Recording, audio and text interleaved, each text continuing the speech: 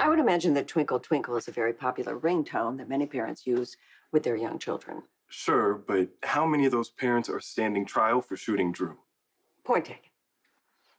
I'm just saying that the ringtone alone doesn't necessarily prove anything. Okay, well, what about when you factor in all the other evidence against Willow? We attended every day of the trial.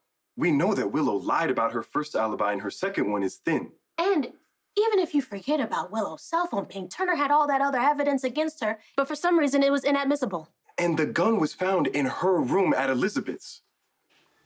I can see that you both have done your homework, and I appreciate that. But you also said that you were sitting in the courtroom every day, so you did then hear Willow talk very authentically about how much she loves Drew. So does that sound like a woman who would shoot him and then marry him? But isn't it possible that she married Drew to cover her tracks and to throw people off? Do you really think Willow is that calculating? Because that's what you're saying.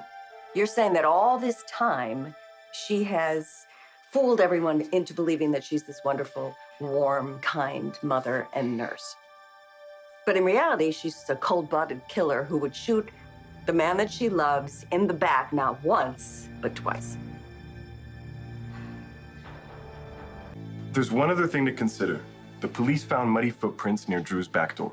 But the impressions weren't clear, so they weren't able to make any sort of match. I know, but we did hear the shooter leave through the back door. And I happen to know that Willow used that door all the time to avoid the press. But Kai, anyone could have gone that way.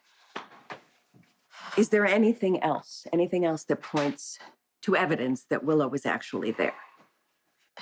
I mean, once the shooter left, we came out of the room, and then Kai picked up a baseball bat just in case. That's why it was there. It was in the police report, but we weren't able to determine why. I carried it with me, but dropped it when we saw Drew on the floor. And we checked him, and we realized he was still alive. Yeah, we were going to call 911, but we saw headlights pulling through the driveway, and we ran. We thought maybe the person who shot Drew had come back. And so in our rush to leave, I accidentally left the bat behind. Why didn't you two come forward sooner? We would have to tell the police why we were there. And at the time, Drew was blackmailing my mom. Which is now public knowledge. So now that we've told you everything, what are you going to do? Absolutely nothing.